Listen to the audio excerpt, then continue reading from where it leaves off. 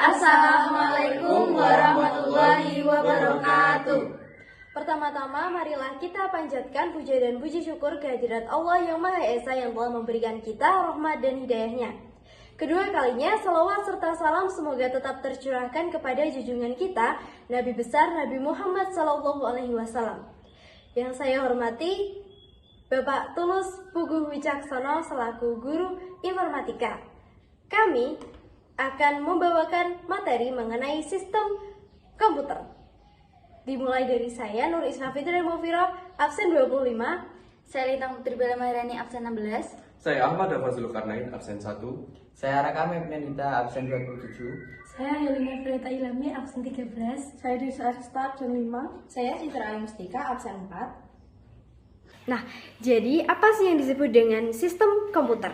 Untuk mengoperasikan sebuah komputer, terdapat 3 komponen utama yang harus terpenuhi. Nah, yang pertama itu adalah perangkat lunak atau yang biasa disebut dengan software. Yang kedua adalah perangkat keras yang biasa disebut dengan hardware. Dan yang ketiga adalah brainware. Contoh sistem operasi. Yang pertama adalah DOS. DOS adalah sistem operasi yang menggunakan antarmuka karakter atau sering disebut Character User Interface atau CUI. Yang kedua adalah Windows. Windows adalah sebuah sistem operasi yang diciptakan oleh Microsoft, di mana sistem operasi ini menyediakan antarmuka grafis atau Graphical User Interface agar lebih mudah dioperasikan. Yang ketiga adalah Linux.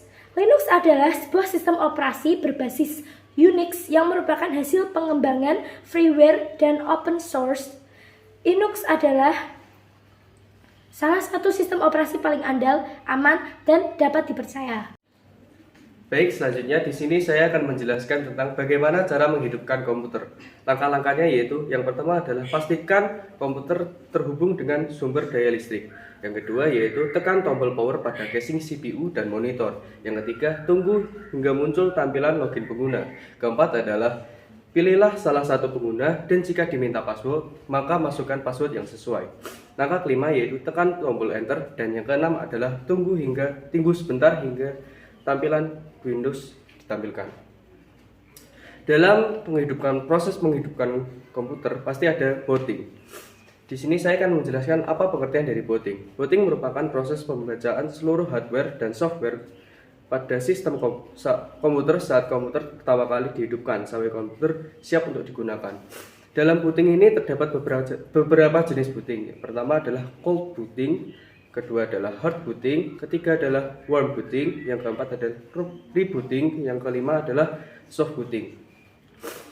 Berikut penjelasannya. Cold booting. Cold booting adalah menyalakan komputer dari keadaan benar-benar mati. Yang kedua adalah warm booting, yaitu menyalakan komputer dari keadaan tidak aktif seperti saat standby. Yang ketiga adalah soft booting, proses booting yang dilakukan oleh sistem perangkat lunak komputer. Yang keempat adalah hard booting, yaitu proses booting yang dilakukan secara paksa dan dengan perangkat keras. Yang terakhir adalah reboot atau proses mematikan komputer lalu menyalakan kembali hingga bisa digunakan lagi. Baik, materi selanjutnya adalah jenis-jenis perangkat lunak. Perangkat lunak yang pertama adalah perangkat lunak pemrograman, adalah perangkat lunak yang digunakan sebagai alat bantu untuk menuliskan dan menerjemahkan komputer. Contohnya seperti JDK, Visual Studio, Borland, Delphi, dan lain sebagainya. Yang kedua adalah perangkat lunak utilitas, adalah jenis perangkat lunak yang digunakan untuk pemeliharaan dan pengelolaan sehingga komputer dapat bekerja secara optimal dan dapat mempertahankan kinerjanya. Yang ketiga adalah perangkat lunak aplikasi, ada perangkat lunak yang dirancang untuk menjalankan pekerjaan-pekerjaan yang sangat khusus seperti pengolahan kata, yaitu Microsoft Word, Oracle, Office Writer, dan lain sebagainya. Yang kedua adalah perangkat angka, pengolah angka maksud saya. Yang pertama adalah Microsoft Excel, Lotus 1, 2, 3, dan lain sebagainya. Selanjutnya adalah untuk presentasi ada Microsoft PowerPoint, Custom Show, Color Slide, dan lain sebagainya. Yang keempat adalah multimedia seperti Cyberlink Power Director, Corel Video Studio Pro, dan lain sebagainya. Yang terakhir adalah database seperti Microsoft Office Access, Microsoft SQL Server, MySQL, dan lain sebagainya. Lisensi adalah izin atau penyerahan hak dalam suatu pihak ke pihak lainnya untuk melakukan produksi atas suatu produk atau jasa tertentu yang sebelumnya dipatenkan oleh yang menciptakannya pertama kali. Jenis-jenis lisensi seperti retail software, OEM software, shareware, scriptalware, dan lain-lainnya. Pemproses atau processing device adalah suatu alat di mana instruksi-instruksi program diproses untuk mengelola data yang sudah dimasukkan lewat alat input dan hasilnya akan ditampilkan pada alat output.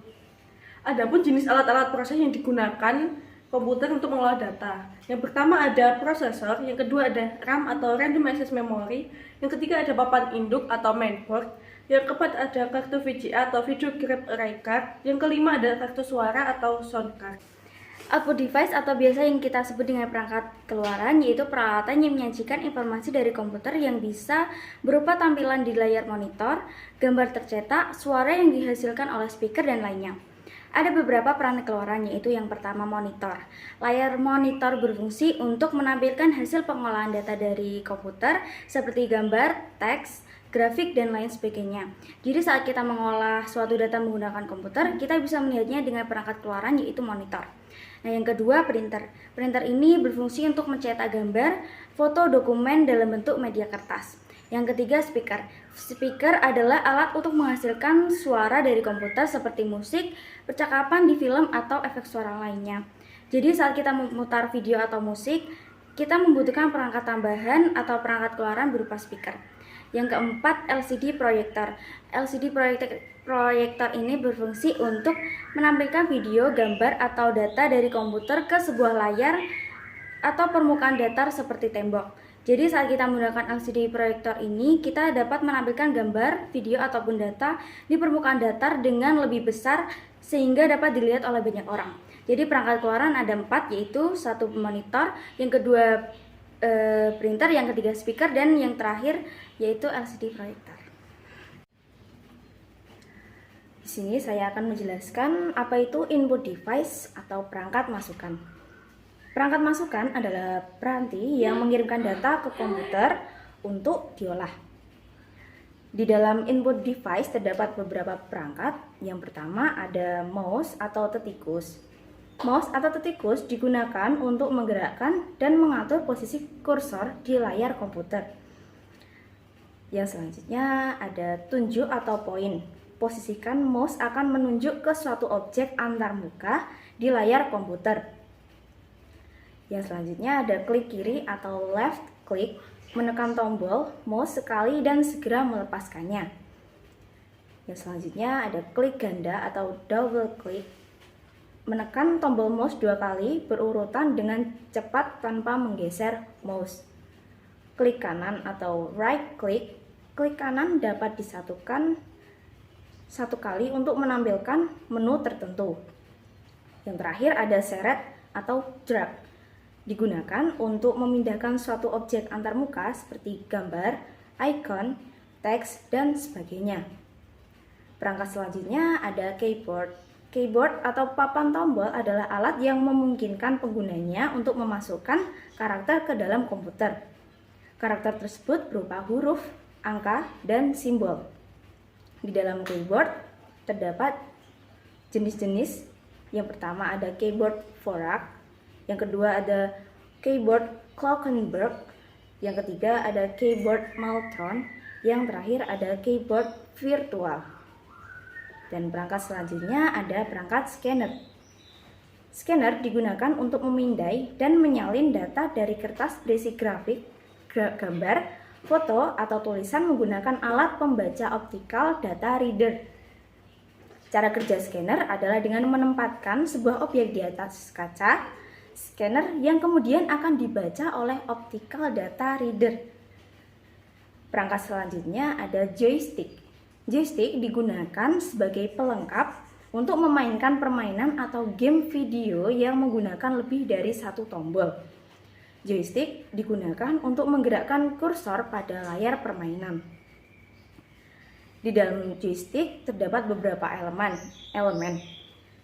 yaitu ada stick atau tuas, base atau alas, trigger atau pemicu, tombol ekstra, saklar autoir, saklar throttle, saklar tapi atau pop head, dan cangkir penyedot. Dan perangkat selanjutnya ada mikrofon. Mikrofon adalah peranti yang mengonversi suara menjadi sinyal elektrik. Peranti ini digunakan untuk memasukkan suara ke komputer. Suara tersebut dapat direkam sebagai perintah untuk komputer atau diteruskan melalui media komunikasi antar komputer. Dan yang terakhir ada perangkat yang bernama barcode reader atau barcode scanner. Barcode reader adalah pemindai optis yang dapat membaca barcode yang tercetak, mengubah kode bar tersebut menjadi data elektrik, dan mengirimkannya ke komputer dengan format data yang sederhana.